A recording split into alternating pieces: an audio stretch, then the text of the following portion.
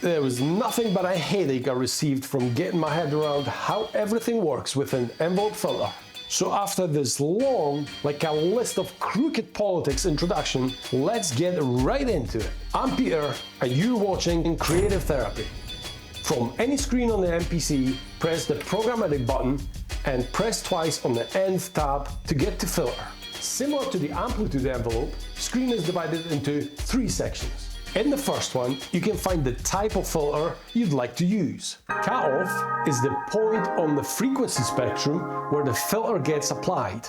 If we were to draw a line right in the middle of the spectrum, a low-pass cutoff point would affect more or less frequencies after the cutoff, while the high pass would do the direct opposite, cutting off anything before the peak point. That is obviously a super simplified way of looking at high and low passes, but should do. There is also a very notable difference in which direction the dial is used for different passes, and I would demonstrate it using the spectrum EQ.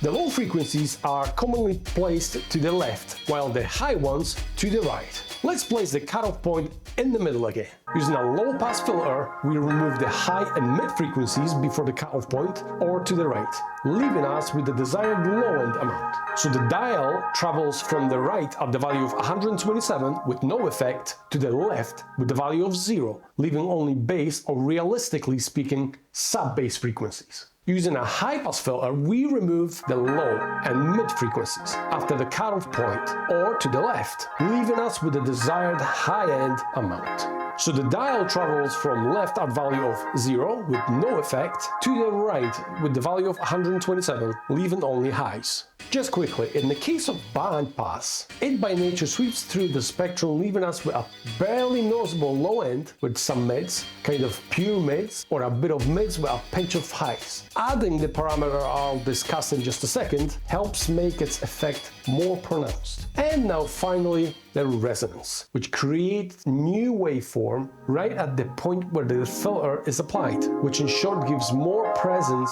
to the part of the frequency. If you're enjoying the video so far, please hit that like button. And if you're new here, please subscribe to the channel to enjoy even more content like this. Now to the cherry on top, the envelope. To a naked eye, it looks exactly like the one in the previous screen. And you're right. The fun begins when you start to mess around with the values, as although the principle of an envelope is the same, the results are slightly different, since we're not just working with the value of amplitude, but instead several different types of filters. I've set up a very simple envelope, deliberately for you to hear it in the action. It consists of a fairly long attack, where the filtering goes from fully applied to gradually completely disappearing. There's then a short portion of playback with no filtering, which leads to the decay, where the filter is yet again fully applied. When using low-pass filter, you can observe that using the current envelope, depending on the mode, the attack and also the decay occurs slightly different. I'll use AD for attack and decay to speed up my delivery. AD on low 1 happens to occur fairly constant.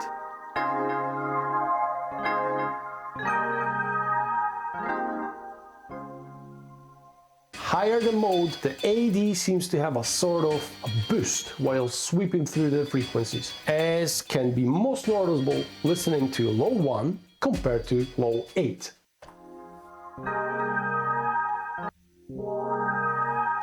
To back my thesis up, I went a step farther. I recorded low-pass filters along with raw sample, and I tried to replicate the characteristics of the filter frequency sweep. For the low 1 affected by my envelope, a simple low-pass filter was enough to replicate it.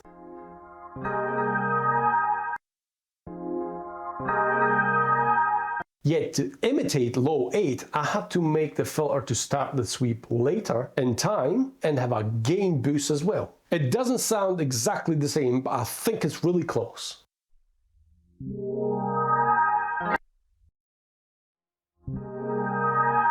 If the envelope is not used, the cutoff lets us determine how much of a low or high frequencies we want to leave to be audible. as previously discussed. When we use the envelope, if we control the low pass, that is the value of filtering at the start of the attack process, which gradually gets reduced up to the peak point, where there is no filtering applied. Going further, cutoff is the value determined to be present at the end of the decay process, gradually increasing its presence from the peak point. As you may guess, analogically to how we set the high passes cutoff, that is how it gets controlled by the envelope. This time, at the start of the attack, filtering is not applied, then gradually increases its presence all the way to the value determined to be audible at the peak, and from that point gradually comes back from no filtering to value set at the end of the decay process. As you can notice, once the envelope reaches the peak, it stays there for a shorter or longer. This is called hold. Here, the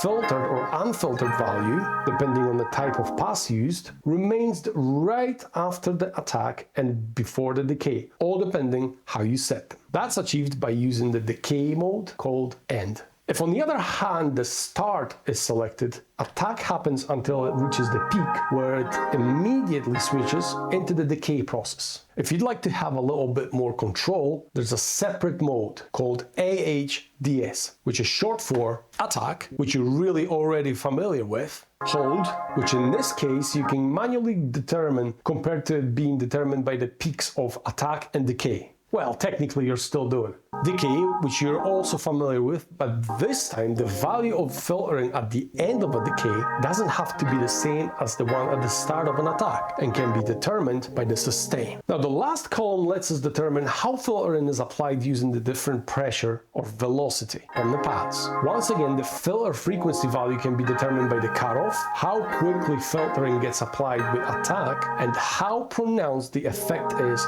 with depth. I'll be totally honest, I am yet to find the use for it, but I hope what I showed you today will give you a good foundation to explore the use of envelope filtering in your own production. And now for the first time watchers, I'm Peter and this is Creative Therapy, where I'm trying to share my knowledge and hopefully help you learn something new to improve your music production. If you're interested in checking out some of my musical work, check out the links in the description and also leave a comment while you're there. Enjoy! And that's it for today. Keep occupied. Now I have to share with you a little behind the scenes. Throughout the whole time that I was recording, this little fella, which you can't really see right now, but him has been here all this time. And it wouldn't go. Like I was tapping like hell on them pads. And this little fella refuses to go anywhere. Like he ain't gonna go. As simple as that.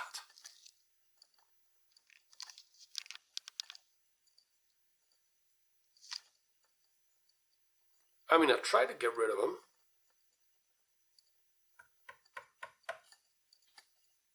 Oh, well, he got free. Now he's gone.